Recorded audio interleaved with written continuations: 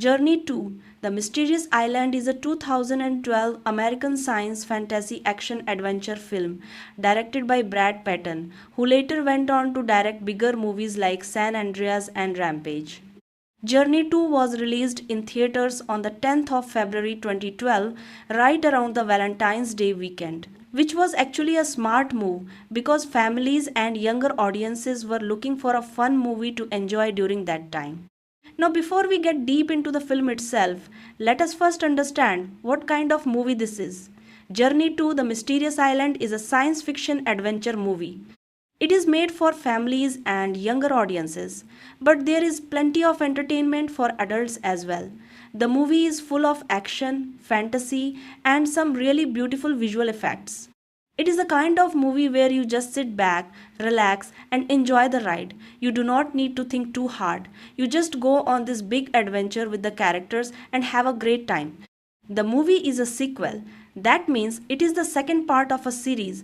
The first movie was called Journey to the Center of the Earth, which came out in 2008 and starred Brendan Fraser. In that first movie, a man named Trevor and his nephew Sean go on an adventure and end up inside the Earth. Journey 2 is the continuation of Sean's story, but this time Brendan Fraser is not in the film. Instead, the movie introduces a new character named Hank, played by Dwayne Johnson, who is one of the biggest and most loved action stars in the world. Dwayne Johnson is known to millions of fans simply as The Rock, and his energy, humor, and physical presence bring a lot of life to this movie. The movie is loosely based on the novel The Mysterious Island written by Jules Verne, who was one of the greatest science fiction and adventure writers of the 19th century. Jules Verne wrote many famous stories including 20,000 Leagues Under the Sea and Around the World in 80 Days. The Mysterious Island is one of his classic works, and the filmmakers used that novel as the inspiration and jumping off point for this movie. However, the film is not a direct adaptation. It takes the concept and the island setting from the novel but builds its own story around it. Journey 2 was a theatrical release. It was not a Netflix movie or a streaming original. It came out in multiplexes around the world and was released by Warner Brothers Pictures. The movie was produced with a budget of around $79 million and ended up making over $335 million worldwide at the box office, which made it a very successful film commercially. That means audiences around the world really enjoyed watching this movie and turned up in large numbers to see it. The movie was also released in 3D, which was a big deal in those years. After the massive success of Avatar in 2009, Hollywood went through a phase where many big movies were released in 3D to give audiences a more immersive experience. Journey 2 used 3D very well because the island setting, the giant creatures, the flying scenes, and the underwater sequences all looked spectacular when watched with 3D glasses. The visual style of the movie was clearly designed to take full advantage of the three-dimensional format. Now let us move into the actual content of the film. We will go through the plot step by step in a storytelling manner. Then we will look at the characters in depth. Then the themes and ideas the movie explores. And then we will look at the technical side of things, including the direction, music, cinematography, and performances. After that, we will talk about how critics and audiences reacted to the film, and finally, we will wrap up with the ending and what it means for the future of the story. So, settle in because we are about to take a full and detailed journey into one of the most entertaining adventure films of the 2010s. Every great adventure movie has a moment where the ordinary world of the main character is interrupted by something extraordinary. In Journey 2, that moment happens very early and very quickly. The movie opens with a young man named Sean Anderson. Sean is a teenager, around 17 years old. He is living with his mother and her new husband Hank in a regular American town. Sean is the kind of kid who is restless, curious, and always looking for something more than the ordinary life around him. He has a big imagination and he is deeply connected to the memory of his grandfather, a man named Alexander, who is a true adventurer and explorer. The movie starts with a motorcycle chase. Sean is being chased by security guards after he apparently broke into a satellite facility. When the police bring him home, Hank, his stepfather, is waiting for him. The tension between Sean and Hank is immediately apparent. Sean does not fully accept Hank as part of his life. He sees Hank as someone who is trying to play the role of a father figure but who does not really understand him. Hank, on the other hand, genuinely wants to connect with Sean and be a good stepfather. He is patient, he is warm, and he does not react with anger when Sean is difficult. Hank asks Sean what he was doing at the satellite facility. Sean eventually opens up and explains that he was trying to pick up a signal. Not just any signal, but a coded signal that he believes is coming from his grandfather, Alexander. Alexander Anderson, played by Michael Caine, is a legendary explorer and adventurer who has been missing for a long time. Many people believe he is dead or lost somewhere, but Sean refuses to believe this. He has been following his grandfather's theories and writings for years, and he believes his grandfather is out there somewhere alive. Sean shows Hank the coded signal he has been trying to decode. Together, with some help, they begin to work through the code. Now, this is an interesting moment because it is here that Hank shows his worth. He is a former Navy man, so he actually knows how to decode signals and communications from his military training. This becomes the first real connection between Sean and Hank because Hank can actually help in a way that matters to Sean.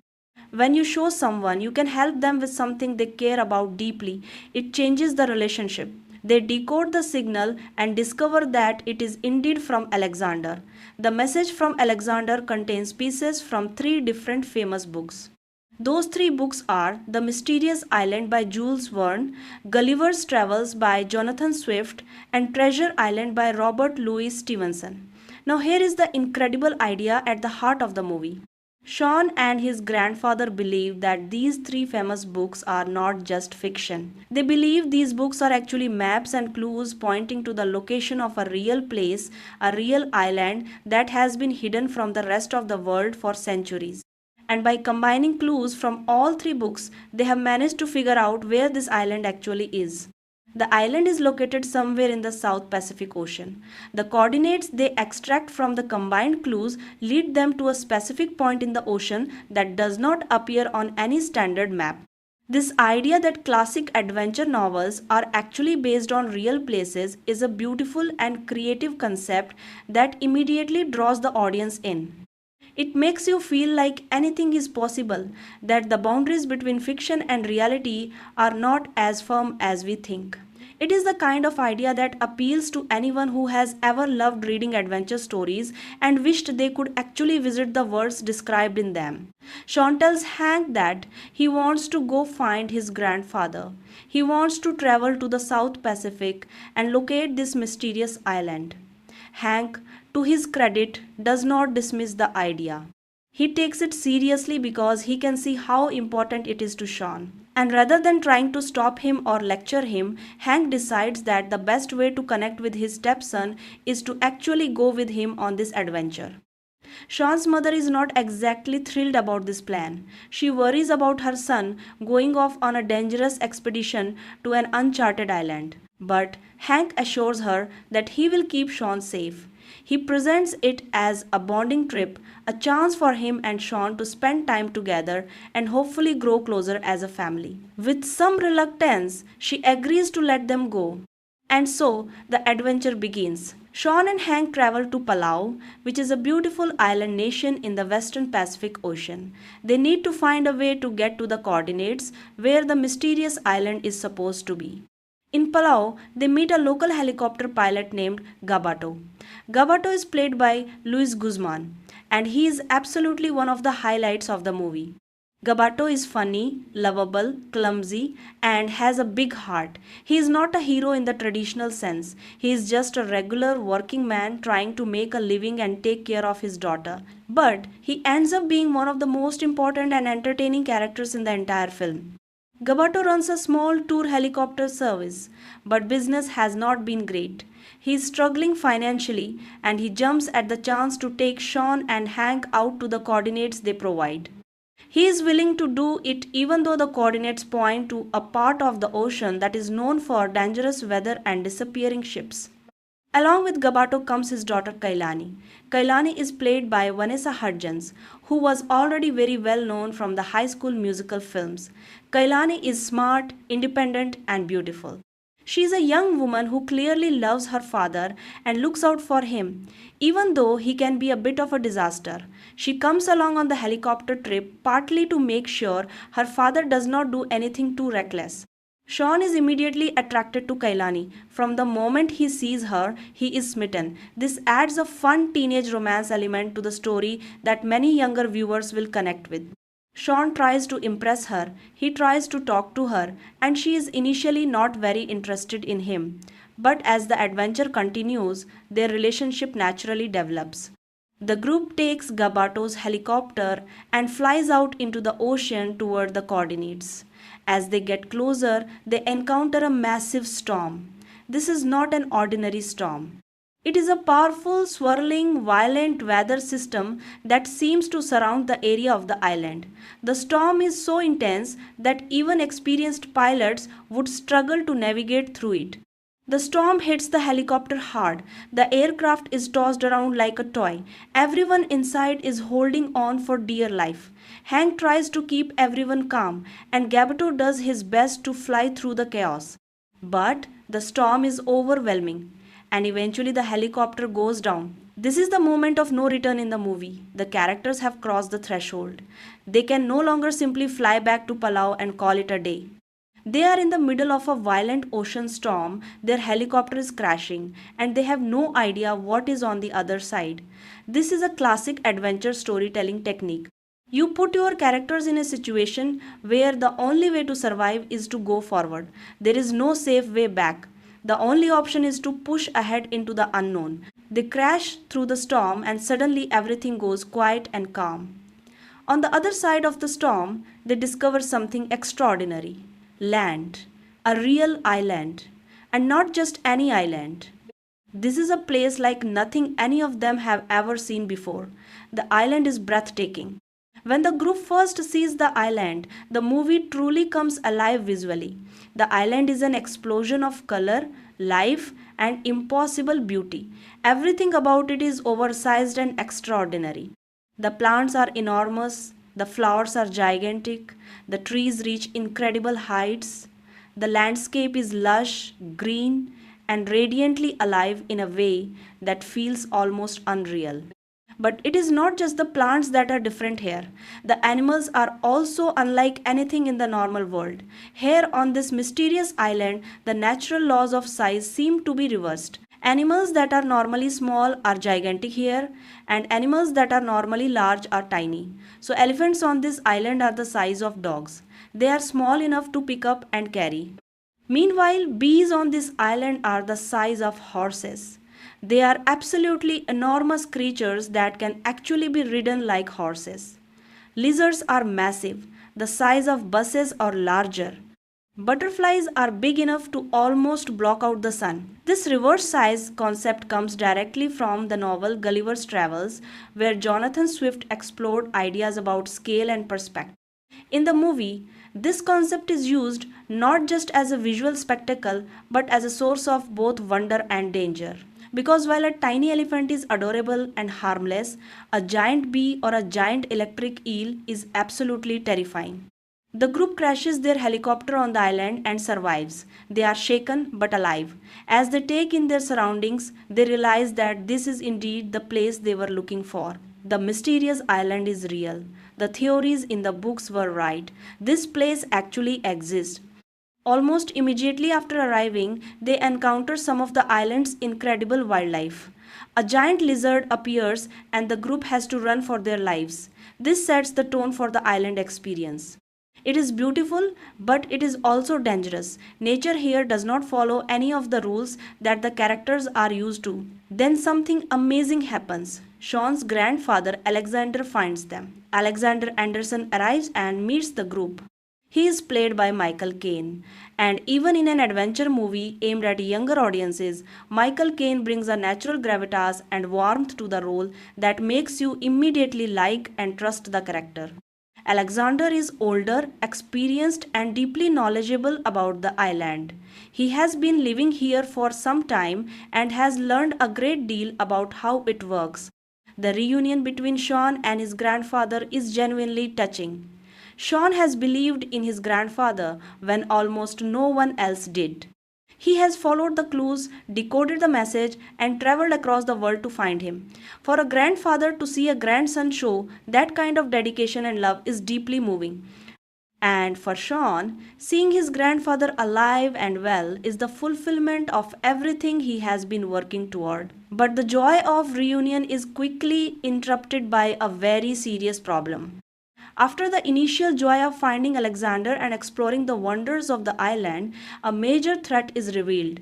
Alexander tells the group something that changes everything. The island is sinking. This is not happening slowly over hundreds of years. It is happening now, in real time. The island is being swallowed by the ocean, and it will be completely underwater within a few days.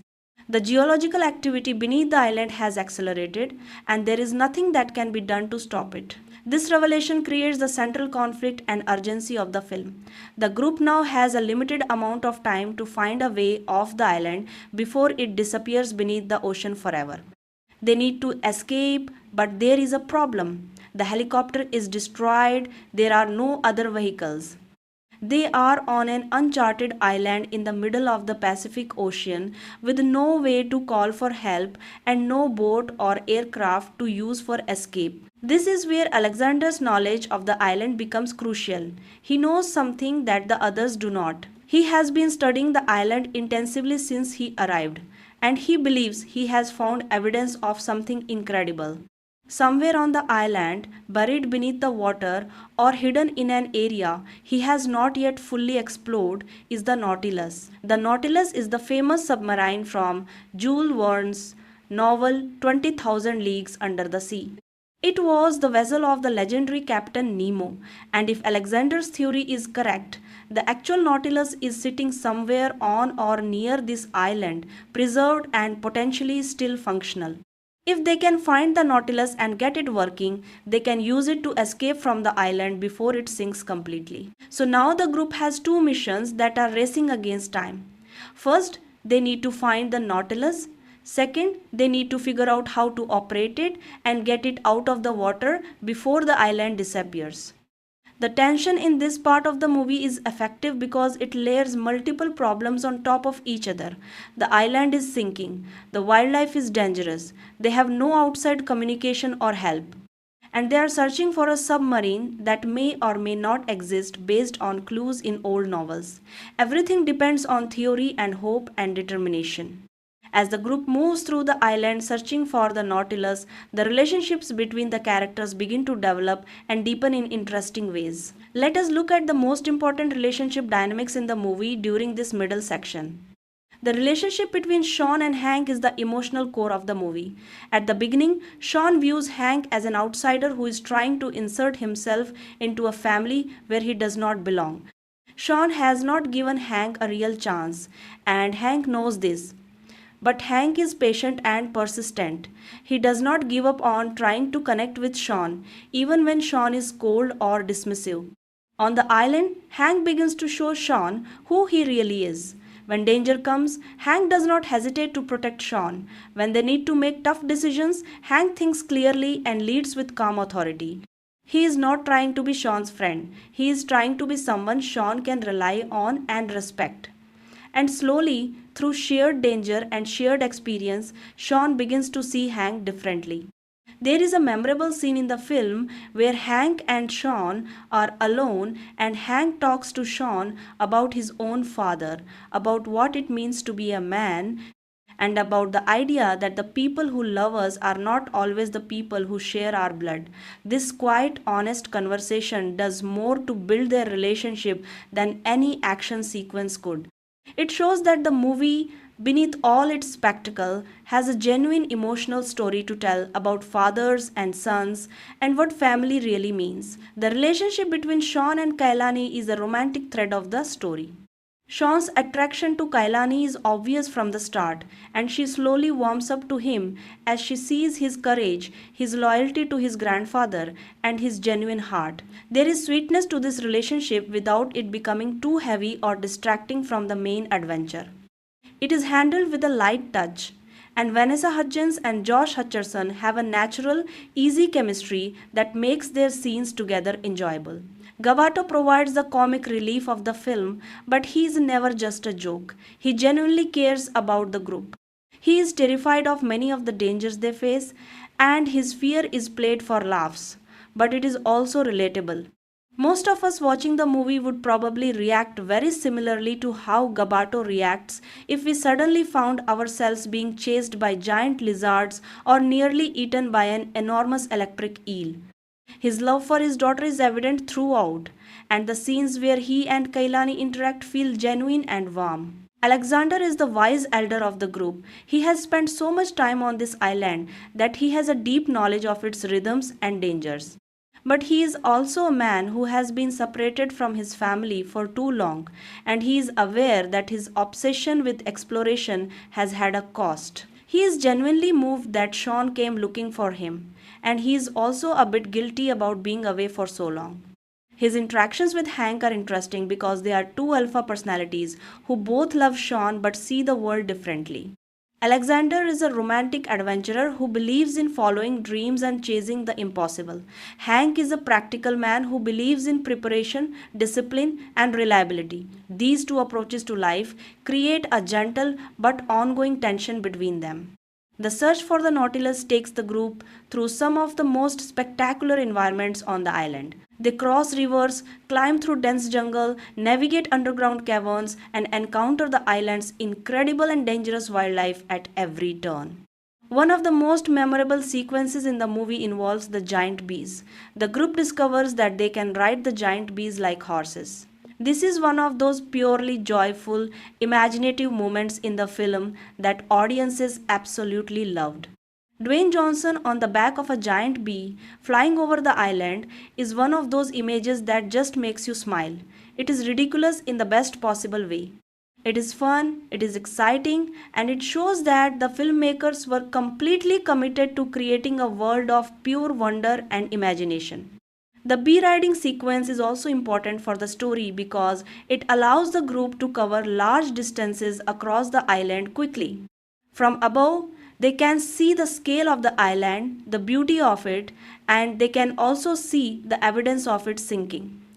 Parts of the island that were above water are already beginning to be swallowed by the ocean. The clock is ticking.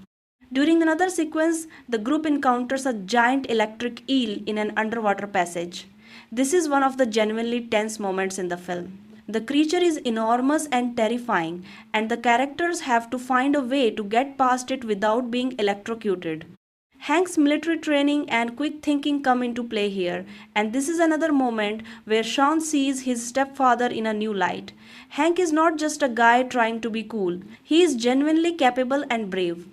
They also encounter smaller versions of animals that are normally large, including a tiny elephant that becomes one of the most charming and funny elements of the movie. The tiny elephant is adorable, and several characters, especially Gabato, have delightful interactions with it. It is a brilliant piece of visual comedy that gives the film some of its most memorable and light-hearted moments. Alexander continues to guide the group based on his knowledge of the island and the notes and maps he has compiled during his time there. He is confident that the Nautilus exists and that they will find it. But as they get closer, the island becomes more unstable. There are tremors, the ground shakes, water levels rise, the danger becomes more and more immediate and real. Throughout this section of the film, the group bonds through shared experience. Every time they face a danger together and come through the other side, they are a little closer than they were before. By the time they reach the area where the Nautilus is believed to be, they are no longer strangers or relative newcomers. They feel like a team. After navigating through the increasingly unstable and dangerous island, the group finally locates the Nautilus, and it is exactly as spectacular as it should be. The Nautilus is a massive submarine, Victorian in design, ornate and beautiful in a way that only Jules Verne could have imagined. It sits in an underwater chamber near the edge of the island, partially submerged but still largely intact. The discovery of the Nautilus is one of the most visually impressive moments in the entire film. The design of the submarine is incredible. It looks exactly like you would imagine a 19th century master inventor would have built a submarine. It has ornate metalwork, a distinctive shape, and a sense of extraordinary craftsmanship and age. Seeing it emerge from the darkness of the underwater chamber is a genuinely thrilling moment. But finding the Nautilus is only half the problem. The submarine has been sitting unused for a very long time. Whether it still works is another question entirely. The group has to figure out how to power it up and get it moving before the island completely sinks and traps them forever. Alexander is in his element here. He has been studying Jules Verne's writings for decades and he knows the principles on which the Nautilus was supposedly built. He guides the group through the process of trying to activate the submarine and get its systems working. There is a lot of tension during this sequence because the island is sinking faster now and the water level in the chamber where the Nautilus is located is rising rapidly. Hank again shows his value here. His technical and mechanical background means he can work alongside Alexander to understand the systems of the submarine and help get it operational. There is a beautiful moment in this sequence where Sean watches Hank and Alexander working together. Two men who see the world very differently but who are united by their love for Sean and their determination to get everyone off this island alive. Sean, watching them cooperate and collaborate, is a visual representation of the family coming together. There are problems, of course. Some of the Nautilus's systems are damaged. There are repairs that need to be made under extremely difficult conditions, with time running out and water flooding into the chamber. The tension of this sequence is genuinely effective. Even though you know in a family adventure film that the heroes will probably succeed, the filmmakers manage to create a real sense of danger and urgency. As they work to get the Nautilus operational, the island sinking accelerates dramatically. Massive tremors shake the entire island. The beautiful landscapes they explored earlier begin to disappear beneath the rising ocean. The reversed size ecosystem of the island starts to be disrupted as habitats are destroyed by the flooding. The climax of the film is a full race against time. They get the Nautilus working, but just barely. The submarine is functional but operating at reduced capacity. There is not enough power to do everything they need to do. They need to navigate out of the flooded chamber, find a way through the underwater geography of the island, and reach open ocean before the island completely collapses on top of them. During this escape sequence, there is a moment of genuine sacrifice and selflessness that raises the emotional stakes significantly. Without giving away every detail, one of the characters puts themselves at risk to ensure that the others can escape. This moment of selflessness is handled with real emotion and ties directly into the themes of love, family, and the willingness to sacrifice for those you care about. The sequence of the Nautilus fighting its way out through the collapsing underwater structures as the island sinks around it is incredibly exciting. The filmmakers use the 3D visuals and the underwater environment beautifully here. The light filtering through the water, the massive structures collapsing around the submarine, the sense of speed and danger as they push the Nautilus to its limits all combine to create a genuinely thrilling climax. They make it out. They escape into open ocean just as the mysterious island disappears beneath the surface of the Pacific. The island that has existed for centuries, hidden from the rest of the world, that inspired Jules Verne and Jonathan Swift and Robert Louis Stevenson, that Alexander dedicated his life to finding, is gone. It sinks into the ocean and vanishes. There is a bittersweet quality to this moment. They survived, yes, they escaped, but the island is lost. That extraordinary place, with its river-sized ecosystem and its incredible beauty, is gone forever. And for Alexander especially, there is a sadness to this. He gave everything to find this place, and now it is gone. But he is alive, he is with his grandson, and he is finally coming home. The resolution and the emotional landing. After the escape, the group is in the Nautilus somewhere in the Pacific Ocean. They need to find a way to get back to the real world and reconnect with civilization. The Nautilus, as magnificent as it is not equipped to take them back to a port or city. They eventually manage to signal for help and are rescued. The resolution of the film is satisfying because it closes the emotional loops that were opened at the beginning. The most important of these is the relationship between Sean and Hank. By the end of the movie, Sean fully accepts Hank as his stepfather. This is not stated loudly or dramatically. It is shown through small gestures and moments. Sean calls Hank by a name that he has not called him before. He shows gratitude and affection in ways that were not present at the beginning of the film. The journey they shared, the danger they faced together, the things they learned about each other, all of it has transformed their relationship from guarded and distant to genuinely close and warm.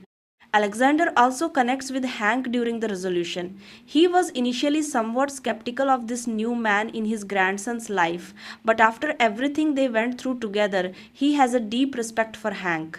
He says that Hank loves Sean and will always protect him, and that is everything a grandfather could want to know about the person who will be in his grandson's life. Gabato gets a happy ending too. Hank secretly arranges for Gabato to be rewarded for his role in the adventure, ensuring that Gabato and Kailani are financially secure.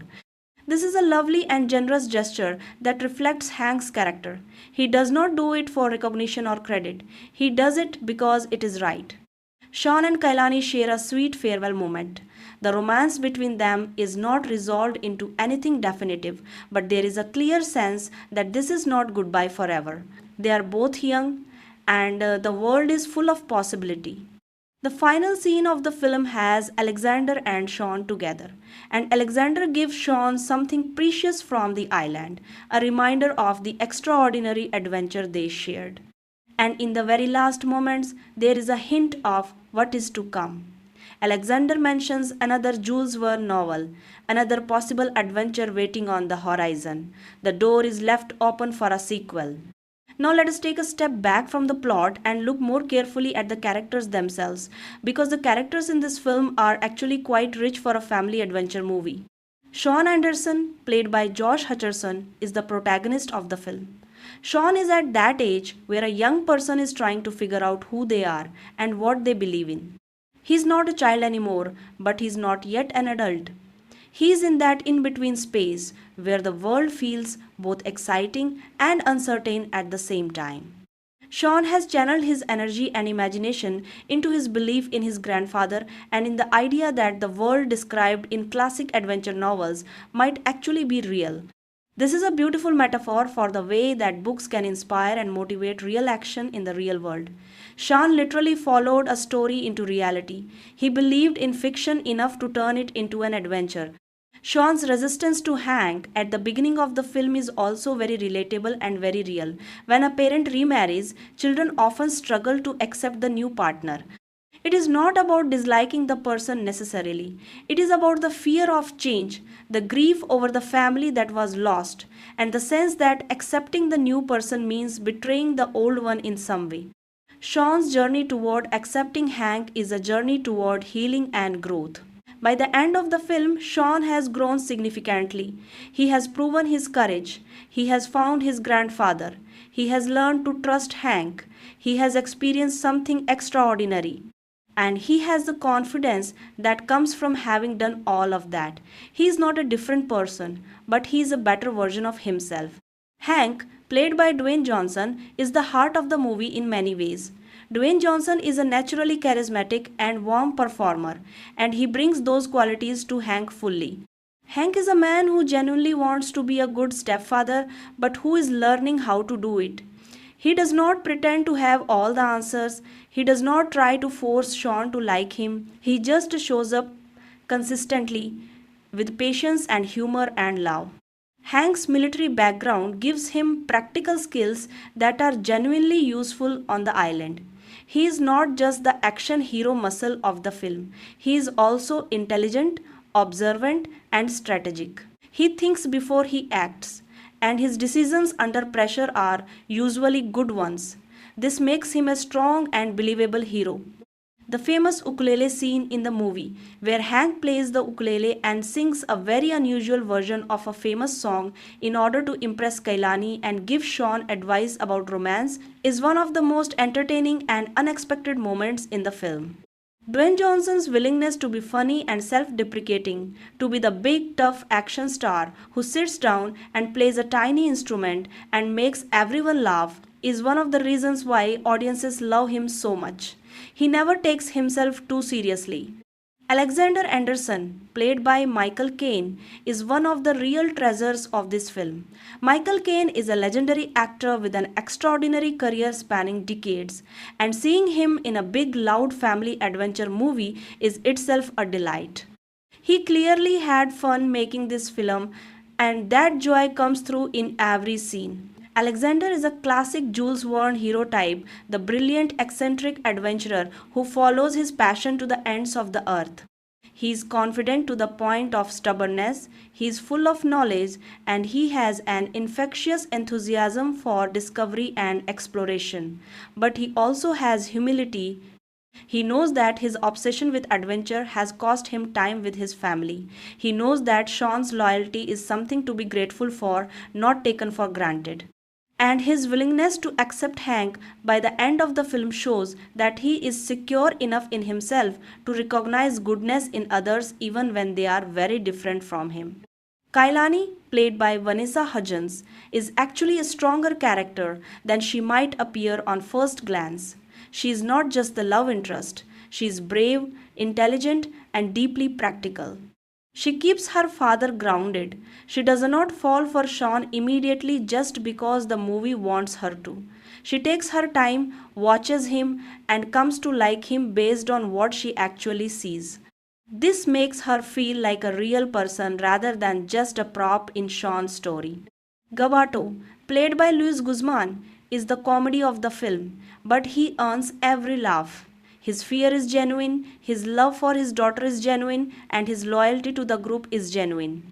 He is the ordinary person in an extraordinary situation, and that makes him the character that many audience members identify with most directly. He is not a hero by nature, but he does heroic things because the people around him need him to. Themes and deeper meaning in the film. Journey to The Mysterious Island is not a deep philosophical film. It is a family adventure movie and it knows exactly what it is. But there are real themes running through the story that give it more substance than you might expect. The most prominent theme is the theme of family, specifically the definition of family. The film repeatedly asks the question of what makes someone family. Is it blood? Is it history? Is it shared DNA? Or is it something more personal, more earned, more about choice and commitment? The movie answers this question clearly through the arc of Hank and Sean's relationship. Hank is not Sean's biological father. He has no shared history with Sean. He came into Sean's life through marriage, not through birth. And yet, by the end of the film, the bond between Hank and Sean is as real and as meaningful as any father son relationship could be. It was earned through shared experience, through sacrifice, through honesty and patience.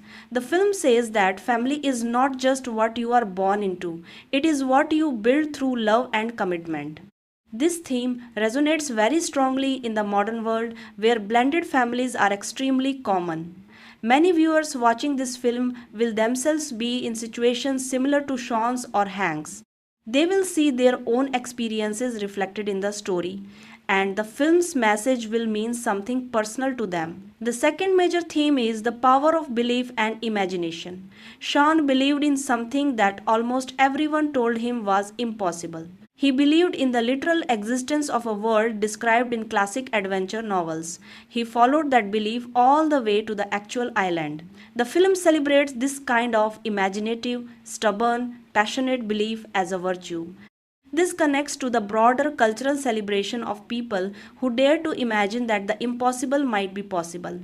Throughout history, The people who have made the most extraordinary discoveries and created the most extraordinary things have been exactly the kind of people who refused to accept the boundaries that others placed on what was real and what was achievable. In its own way, Journey 2 is a story about the value of dreaming big. The third theme is the relationship between adventure and responsibility. Alexander is a man who gave his life to adventure, and the film does not judge him harshly for this. It celebrates who he is, but it also acknowledges the cost of his choices. His absence from his family, his years on the island, away from everyone who loved him, these are shown as real losses. The film suggests that adventure and responsibility to family do not have to be opposites, but that a balance must be found. Hank represents this balance. He is adventurous and brave, but he is also deeply committed to his family. He would never sacrifice his family for an adventure, but he is willing to take on adventure in service of his family. The fourth theme is the idea of literature as a guide to reality. The film's premise that Jules Verne, Jonathan Swift, and Robert Louis Stevenson were not just writing fiction but were actually encoding real knowledge into their stories is a fantastic and creative idea. It suggests that the greatest stories are not just entertainment, they contain truth, they point towards something real. This is a deeply respectful and affectionate idea about the power of literature and storytelling.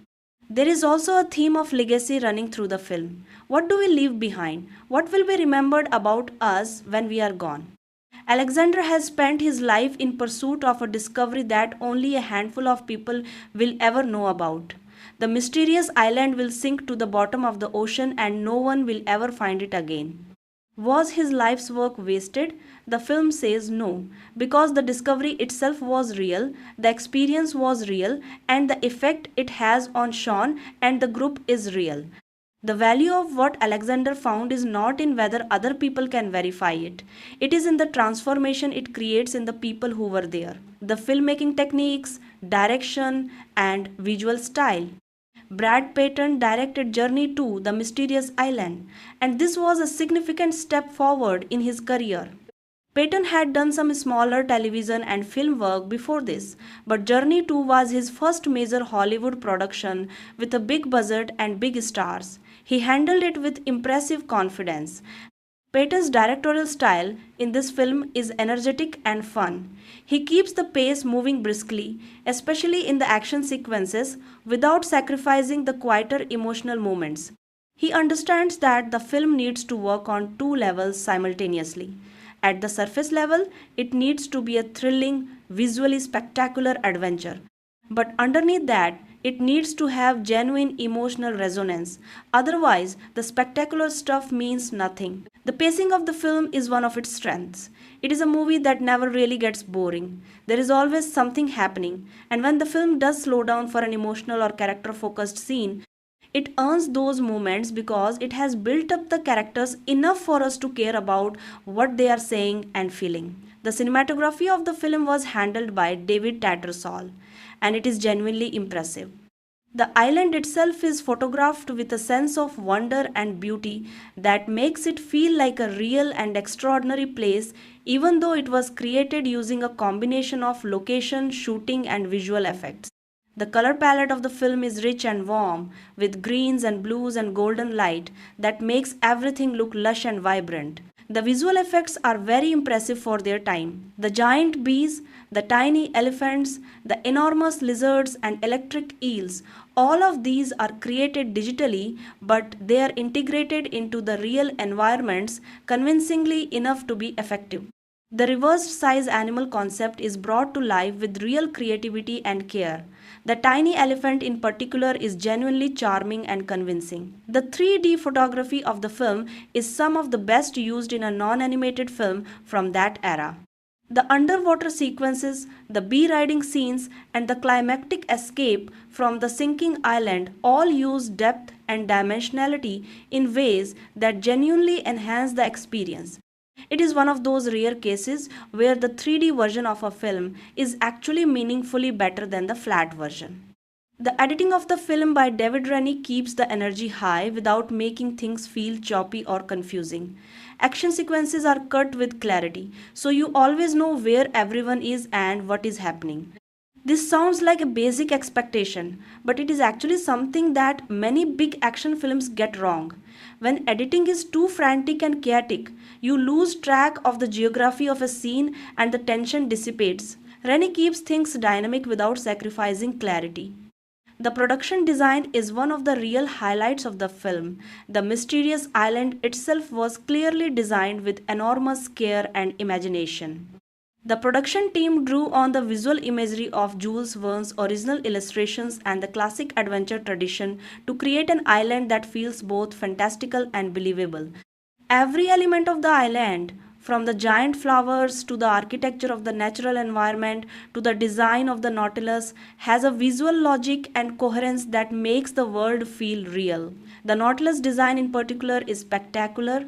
It is clearly inspired by the classic Victorian aesthetic of Jules Verne's work, with ornate metalwork, a deep sea green color scheme, and a shape that looks both alien and beautiful. When the characters first discover it, you genuinely feel the same wonder that they do. It is the kind of production design that becomes iconic. When people think of what the Nautilus should look like, this version will be in the conversation. The music and soundtrack. The musical score for Journey to the Mysterious Island was composed by Andrew Lockington, who had previously worked with director Brad Peyton on an earlier film. The score is exactly what this kind of film needs. It is big, adventurous, and emotionally warm. It uses sweeping orchestral themes for the grand adventure sequences and quieter, more intimate melodies for the emotional character moments. The main theme of the film has that classic adventure movie quality. It immediately puts you in an excited, ready for anything mood. When the theme plays over the scenes of the island, it enhances the sense of wonder and beauty in a way that dialogue alone could never achieve. Lockington also handles the more tense sequences skillfully. The storm sequence that leads to the island crash, the moments of danger with the giant wildlife, and the climactic escape from the sinking island all have music that drives the tension forward without overwhelming the sound design. The score for Journey 2 is not one of those film scores that becomes famous on its own outside of the movie. It is not on par with something like John Williams or Hans Zimmer in terms of iconic recognition, but it is an extremely effective, professional, and enjoyable score that serves the movie beautifully. It does everything good film music is supposed to do, which is to support and enhance the emotional and narrative experience of the film. The performances in Journey 2 are uniformly strong, and the casting is one of the real assets of the film. Josh Hutcherson carries the film as Sean with natural ease and believability. Hutcherson was already a proven young actor at this point, having appeared in numerous films. He brings real emotion to Sean's relationship with his grandfather and his evolution toward accepting Hank. He is not a flashy performer, he is a genuine one. When he is happy, you believe it. When he is scared, you believe it. When he finally drops his guard with Hank, you believe it. For a film that relies heavily on visual effects and spectacle, it is grounding to have a central performance that is this honest. Dwayne Johnson is, as always, a force of nature. He brings enormous energy, humor, and warmth to Hank. Johnson has a quality that few actors have, which is the ability to be simultaneously the most physically imposing person in a room and the most friendly and approachable. He uses this quality brilliantly in Journey 2. Hank is not intimidating, despite being built like a tank. He is warm and funny and patient, and Johnson makes that completely believable. The ukulele scene is a masterclass in Johnson doing what he does best, which is being the biggest guy in the room while also being the most willing to look silly and have fun. Michael Caine is effortlessly wonderful as Alexander. Caine has been making movies for over 60 years and he brings a lifetime of craft to every role he takes, even in movies like this one. He makes Alexander feel genuinely eccentric and brilliant without making him a caricature. There are moments in the film where Caine's natural warmth and depth break through in ways that elevate the material significantly. The scene where Alexander and Sean reunite on the island is genuinely moving, and that is largely because Kane plays it with such sincerity and emotion. Vanessa Hudgens is charming and natural as Kailani. After High School Musical, Hudgens was trying to transition into more diverse film work, and this role suited her well. Kailani is independent and smart, and Hudgens plays her with confidence without making her seem cold. Her chemistry with Josh Hutcherson is light and easy, and their scenes together have a sweet, believable quality. Luis Guzman is the great entertainer of the film as Gabato. Guzman is a genuinely talented comedian and character actor, and he clearly had a wonderful time on this film. His physical comedy, his timing, and his ability to make you love Gabato even while laughing at him are all on full display. Gabato could easily have been an annoying comic sidekick, but Guzman gives him real warmth and heart. You genuinely care about this man, and when he is in danger, you feel it.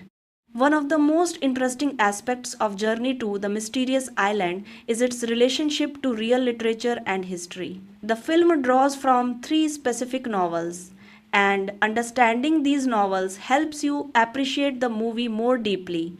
Jules Verne was a French novelist who lived from 1828 to 1905. He is widely considered one of the fathers of modern science fiction, and his books were among the first serious works of imaginative fiction to explore the possibilities of science and technology.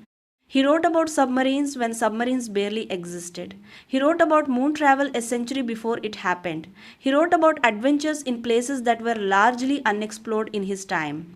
His imagination was extraordinary, and his stories captured the curiosity and excitement of an era when the world was still being discovered and mapped.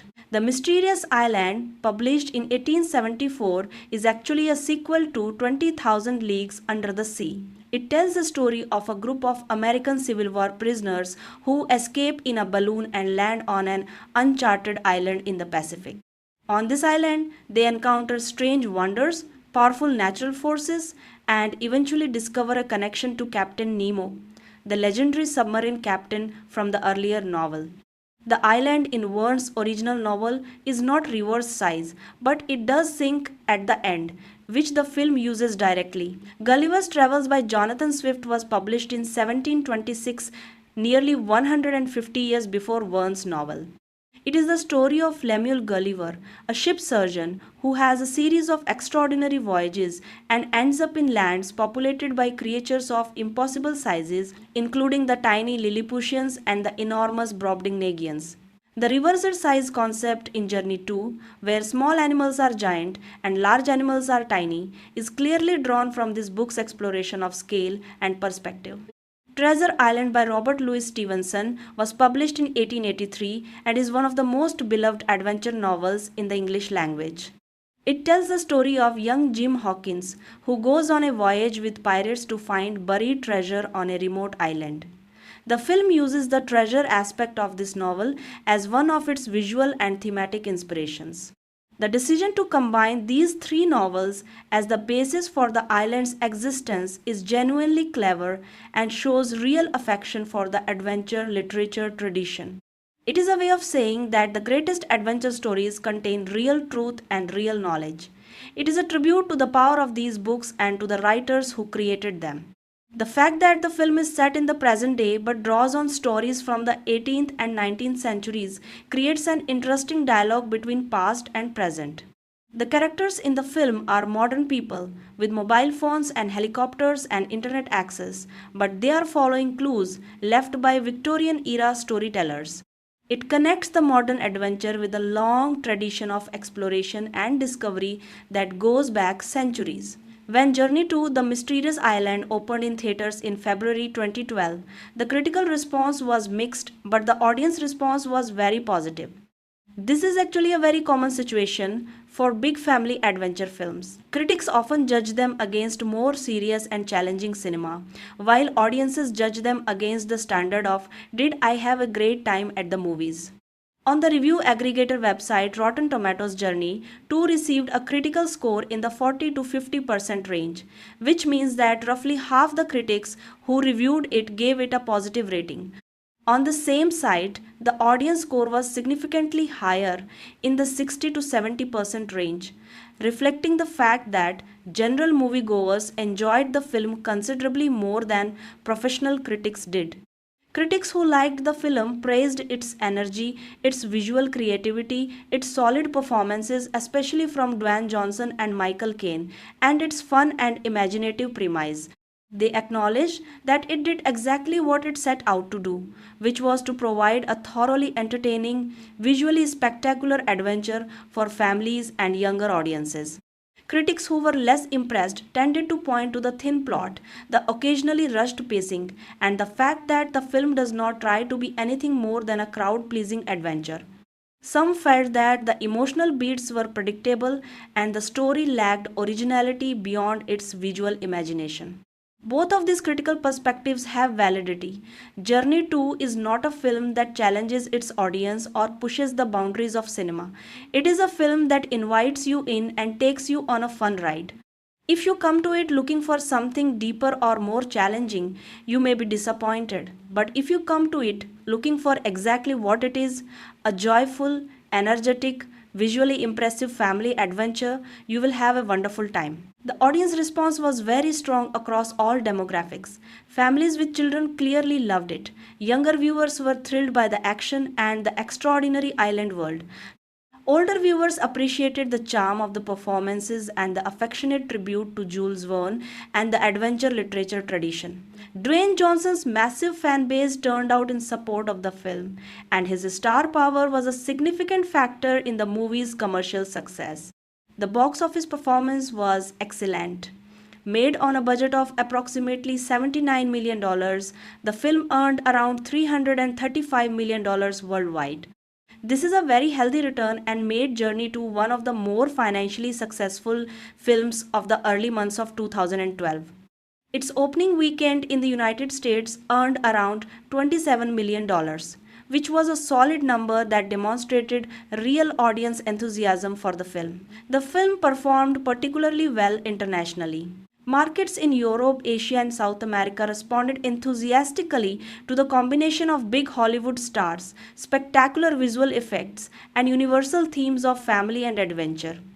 The global appeal of the Jules Verne source material also helped, since Verne is beloved in many countries around the world, particularly in France, where he was born and where his work is considered a national treasure.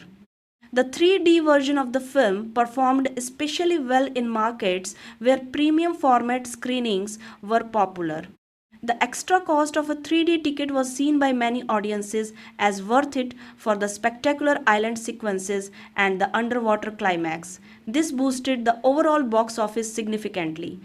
Before we talk about the movie itself, we need to talk about the world it was born into. We need to understand the time, the industry, and the creative environment that produced Journey to the Mysterious Island.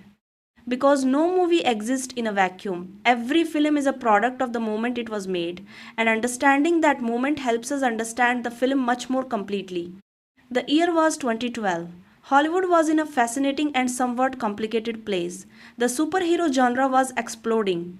The Marvel Cinematic Universe had already launched with Iron Man in 2008 and was building steadily toward what would become the Avengers, which came out just a few months after Journey, 2 inches May of 2012. Studios were looking for ways to create their own franchises, their own cinematic universes, their own connected series of films that could generate revenue for years and decades to come. At the same time, the family adventure film was a genre that had seen better days. The 1980s and 1990s had produced some of the greatest family adventure films ever made.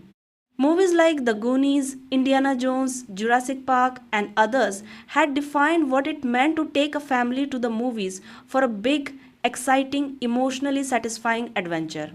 But by the late 2000s and early 2010s, that genre had become somewhat harder to find. Studios were investing more and more in superhero films and animated features, and the live action family adventure movie was becoming rarer.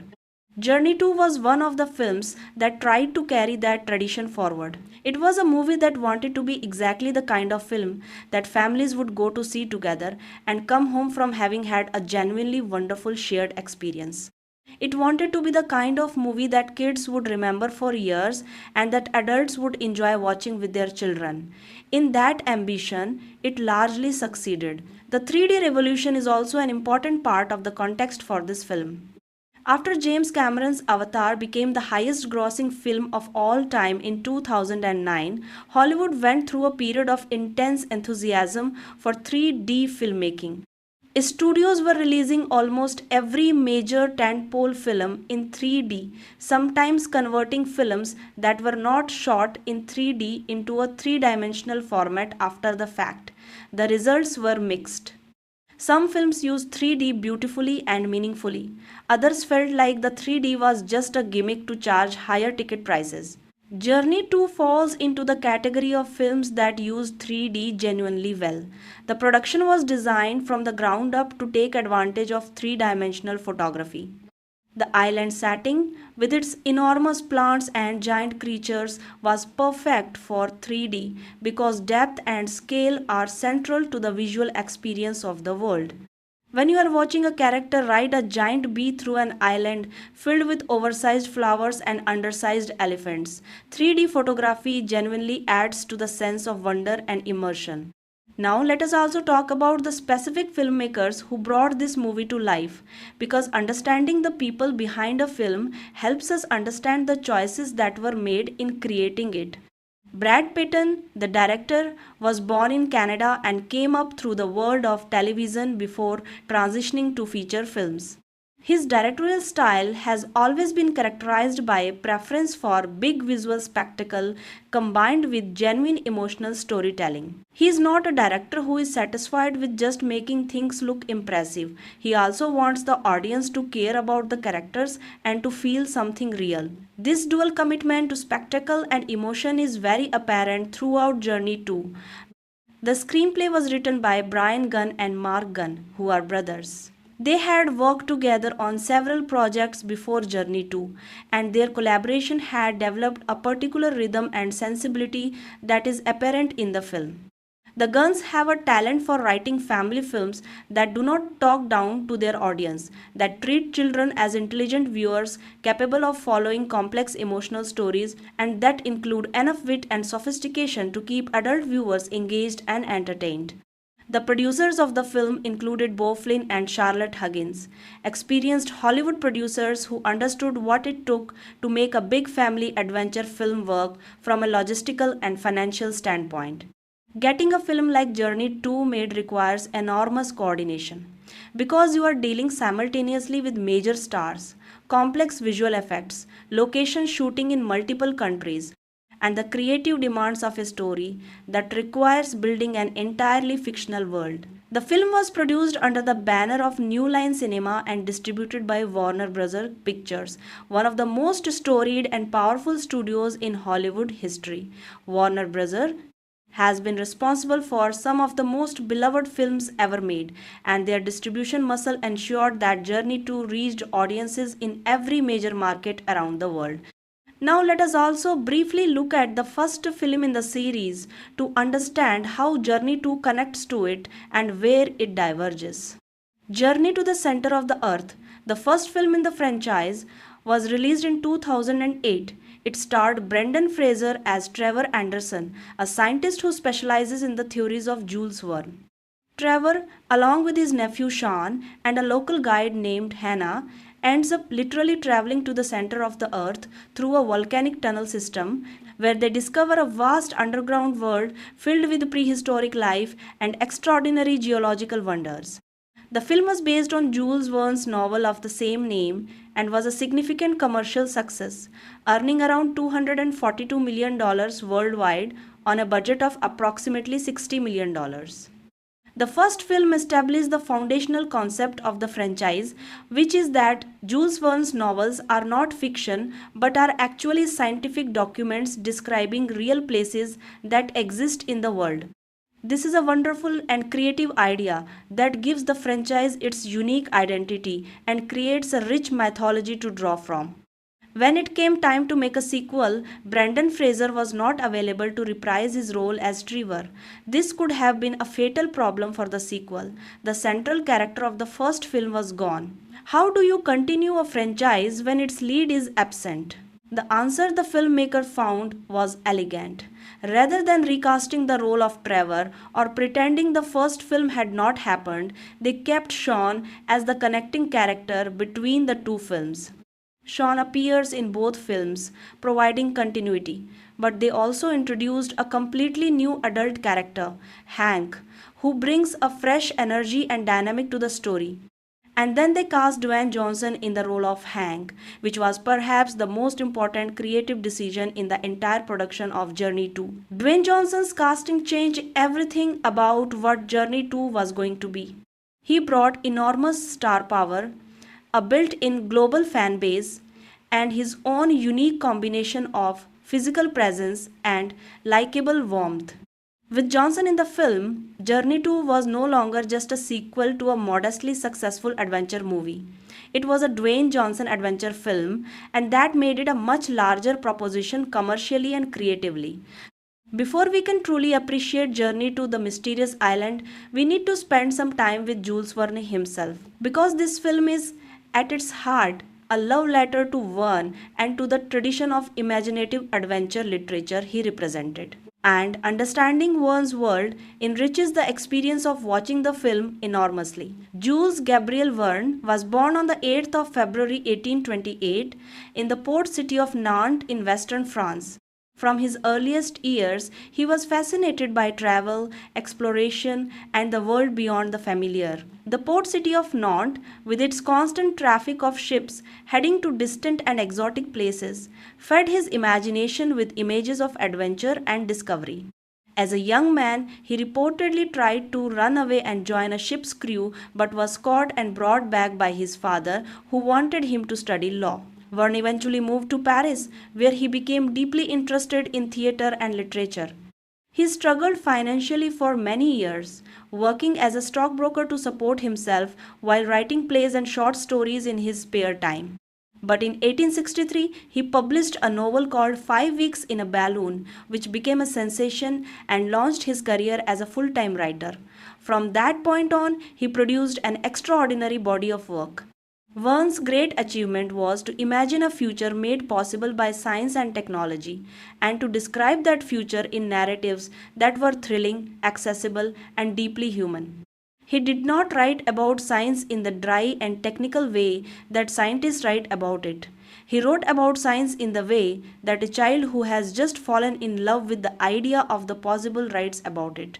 His science fiction was full of wonder, full of excitement, full of the almost religious awe that comes from contemplating how extraordinary the universe is.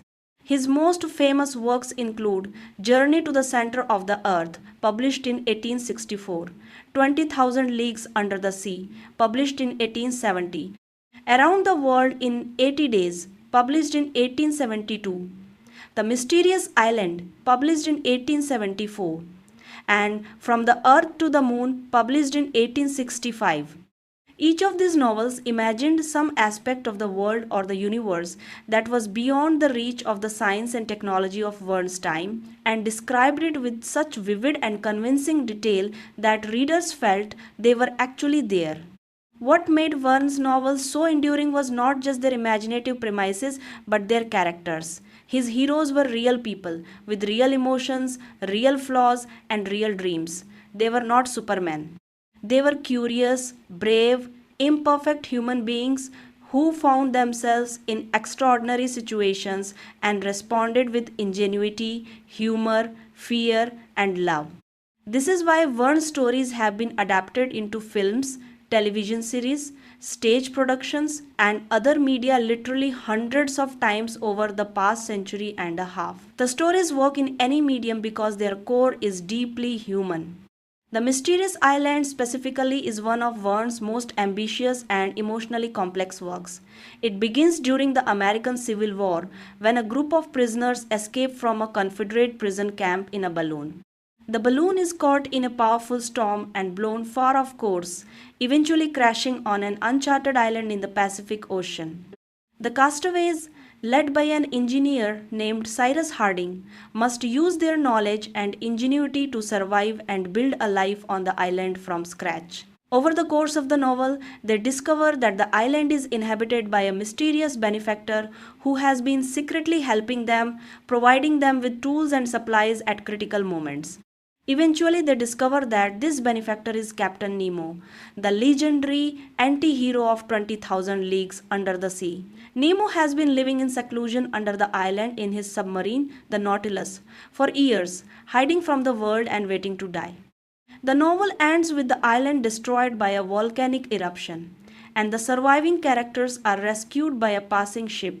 It is a rich, detailed, emotionally complex work that covers themes of survival, community, scientific progress, guilt, redemption, and the relationship between civilization and nature. The film Journey 2 draws from this material liberally but freely. It takes the most memorable and visually striking elements of Verne's Island and translates them into the language of a modern blockbuster adventure. The island itself, the sinking conclusion, the Nautilus, the sense of an impossible paradise that exists outside the known world, all of these elements from Verne's novel are present in the film. But the film builds its own story around these elements with its own characters and its own themes. Jonathan Swift, whose work also feeds into the film's mythology, was a very different kind of writer from Verne. Swift was an Irish satirist and clergyman who lived from 1667 to 1745. His most famous work, Gulliver's Travels, published in 1726, is on the surface an adventure story about a man who travels to impossible lands. But it is also a deeply biting satire of human nature, politics, society, and the pretensions of civilization. The reverse size concept that Journey 2 draws from Gulliver's Travels comes specifically from the first and second books of Swift's novel. In the first book, Gulliver arrives in Lilliput, where the people are tiny, about 6 inches tall. Everything in their world is correspondingly small. In the second book, he arrives in Brobdingnag, where the people are giants several times larger than normal humans. Everything there is enormous. Swift used these size differences to satirize human society.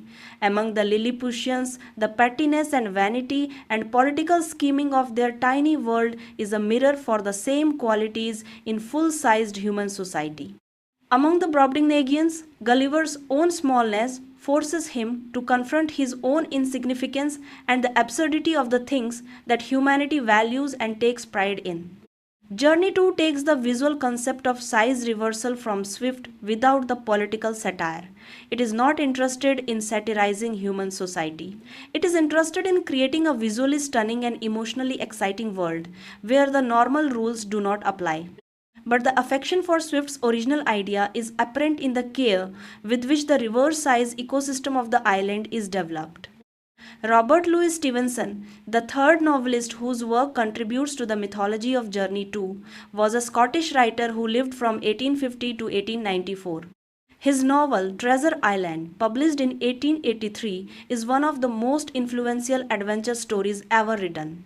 It is the origin of many of the most enduring images of pirate fiction: the treasure map with an X marking the spot, the one-legged pirate, the parrot on the shoulder, the hidden treasure chest. Stevenson essentially invented the modern pirate story. The connection between Treasure Island and Journey 2 is more metaphorical than literal. The film is not about pirates or buried treasure in the way Stevenson's novel is. But the idea of using a story as a map to find a real hidden treasure is deeply connected to the spirit of Treasure Island. The entire concept of decoding old adventure novels to find a real location is a tribute to Stevenson's central premise, which is that a mysterious map can lead an ordinary person to an extraordinary discovery. Together, these three novelists, Verne, Swift, and Stevenson, form a kind of holy trinity of adventure literature.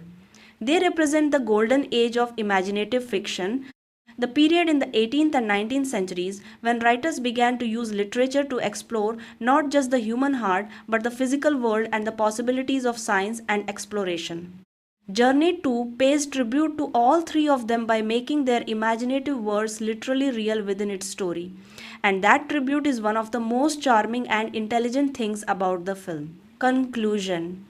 Journey 2 The Mysterious Island stands as one of the most genuinely enjoyable family adventure films of the 2010s. It is a film made with affection, craft, and a sincere desire to entertain and move its audience. It has real beauty, real humor, real emotion, and real excitement. It respects its audience without condescending to them. It celebrates literature and imagination without being preachy or academic. And it tells a story about love and family that resonates with genuine truth. Is it a perfect film? No. Its plot is conventional. Its villain is nature rather than a person. Some of its effects have dated, but its heart is perfect. And in the end, the heart of a film is what matters most. If you have not seen it, see it. If you have seen it, see it again. And if you loved Jules Verne as a child, or if you love him now, then this is a film that will make you smile from beginning to end. Because it is a film that believes what Jules Verne believed, which is that the world is larger and more wonderful and more extraordinary than we usually allow ourselves to imagine. And that the greatest adventure of all is the one we take with the people we love. Thank you for reading every word of this complete and extended breakdown of Journey to the Mysterious Island. Share your thoughts, your memories, and your own relationship with this film in the comment section below. The conversation continues. The ending of Journey 2, The Mysterious Island, is satisfying and emotionally resonant without being overly sentimental. Let us break it down carefully. After escaping from the sinking island in the Nautilus, the group has survived an extraordinary adventure. They are physically exhausted and emotionally moved by what they have experienced. The island they fought so hard to reach and explore is now gone, swallowed by the Pacific Ocean. There is a moment of shared grief for this loss. All the beauty they witnessed, all the extraordinary life of the island, the giant bees and tiny elephants and reversed size ecosystem, all of it is gone. But there is also joy and relief. They are alive. They are together. They have the Nautilus, which is itself an extraordinary treasure of human ingenuity and craftsmanship. And they have each other in a way they did not before the adventure began. The emotional climax of the ending is the fully realized relationship between Sean and Hank. Sean, who began the film refusing to fully accept Hank in his life, has been transformed by everything they went through together. He sees Hank not as an intruder in his family, but as a genuine protector and father figure. The moment when this shift becomes fully explicit is quiet and understated, which makes it more powerful. It is a look, a word, a gesture that says everything without making a big speech about it. Alexander coming home is also a significant emotional moment. This man who has been missing and presumed lost is returning to civilization, to his family, to the world. He is older and wiser and perhaps a little more humble than when he left. His obsession led him to a real discovery, but it also led him away from the people who loved him for far too long. His return is a second chance, and the film treats it with the gravity and gratitude it deserves. The final scene of the film is, as mentioned earlier, a hint at future adventures. Alexander tells Sean about another Jules Verne novel and another possible mystery to explore. It is a classic adventure story setup. The ending that is also beginning, the door closing on one adventure as another opens. It tells the audience that Sean's journey is not over, that there is more to come, and it invites them to come back for the next chapter, sequel possibilities, and the cinematic universe. Journey 2 was clearly intended to be the beginning of a franchise. The film ends with an explicit nod toward future adventures, and the commercial success of the movie made the prospect of a third film very real. In the years following the release of Journey 2, there was considerable discussion about a Journey 3. The third film was variously reported to be in development, with working titles connecting it to Jules Verne's story of Phileas Fogg in Around the World in 80 Days. This would fit perfectly with the pattern established by the first two films, which used Verne's works as the foundational mythology for the series. Dwayne Johnson has expressed enthusiasm about returning for a third film in interviews. However, as of the time of writing, the third film has not been made. Hollywood development is a long and complicated process, and many projects that are announced or discussed never actually get made for various reasons, including scheduling conflicts, financial considerations, and creative challenges. The fact that Josh Hutcherson went on to massive global fame through the Hunger Games franchise also complicated the scheduling of a Journey sequel since he became one of the biggest young actors in the world. The Journey franchise as a cinematic universe is interesting because it is based on the idea that Jules Verne's novels describe a real universe. This means there is essentially unlimited material to draw from. Every major Verne novel could potentially be adapted and incorporated into this world. That is a rich and exciting foundation for a long running series. The question of whether a Journey 3 will eventually be made remains open. There is clearly audience desire for it, based on the continued popularity of the first two films. Both films remain very popular on streaming platforms and television, introducing new generations of viewers to the story. The brand has genuine affection in popular culture. Whether that translates into an actual third film is something that only time will tell. Let us take some time to celebrate the specific things that Journey to the Mysterious Island gets really right, because there are several things that it does exceptionally well for its genre and target audience. First and foremost, the film creates a genuinely extraordinary world. The Mysterious Island is one of the most fully realized and imaginatively designed settings in any family adventure film from the 2010s. Every element of the island, from the reversed size ecosystem to the presence of the Nautilus, has been thought through carefully and brought to life with visual creativity and commitment. You genuinely want to visit this place. You feel the wonder of it through the characters' reactions and through the way the film photographs it. Second, the central relationship between Hank and Sean works beautifully. Family adventure films often have family dynamics that feel forced or convenient. The relationship in this film feels earned. The arc from distance to trust to love is paced naturally and driven by events that genuinely change the characters' understanding of each other. By the time they embrace as a real family at the end, you feel it. Third, the film has excellent comic timing. Dwayne Johnson and Luis Guzman are both naturally funny performers, and the film knows when to let them breathe and be funny. The comedy is never mean spirited or awkward. It is warm and silly and completely in keeping with the spirit of the film. Fourth, the action sequences are well constructed and exciting. The bee riding sequence, the electric eel encounter, the motorcycle opening, and the climactic escape from the sinking island are all well choreographed and effectively shot. They provide genuine excitement and tension without being too frightening for younger viewers. Fifth, the film has genuine heart. At its core, Journey 2 is a story about love. Love between a grandfather and grandson, love between a stepfather and stepson, love between a father and daughter, love of adventure and discovery and the natural world. This love runs through every scene and gives the film its emotional substance. In the spirit of balance, let us also acknowledge the areas where Journey 2 falls short of its full potential. The villain problem is one of the film's weaknesses. Journey 2 does not have a human antagonist. The threats in the film are all from nature, from the giant wildlife and from the sinking of the island. While nature as an adversary can work very well in adventure films, the absence of a human villain means there is no character who truly challenges the heroes in a personal way. A human antagonist, perhaps someone else who has found the island and wants to exploit its resources, could have added another layer of dramatic tension and conflict. The romance between Sean and Kailani, while sweet, is somewhat underdeveloped.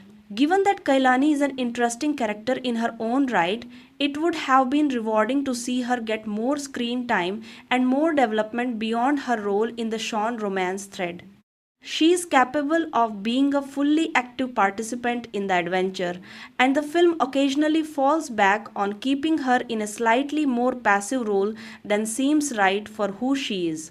The pacing in the middle section of the film during the search for the Nautilus occasionally loses some momentum. There are stretches where the forward movement of the story slows down more than necessary, and a tighter edit in a few places would have helped maintain the energy throughout.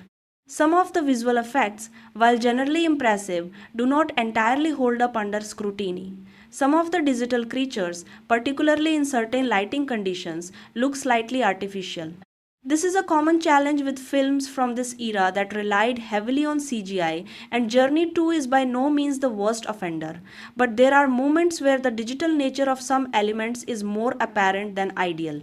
Finally, the film's plot, while perfectly functional, does not offer many genuine surprises. Anyone who has seen a few adventure movies will be able to predict most of the major story beats before they happen.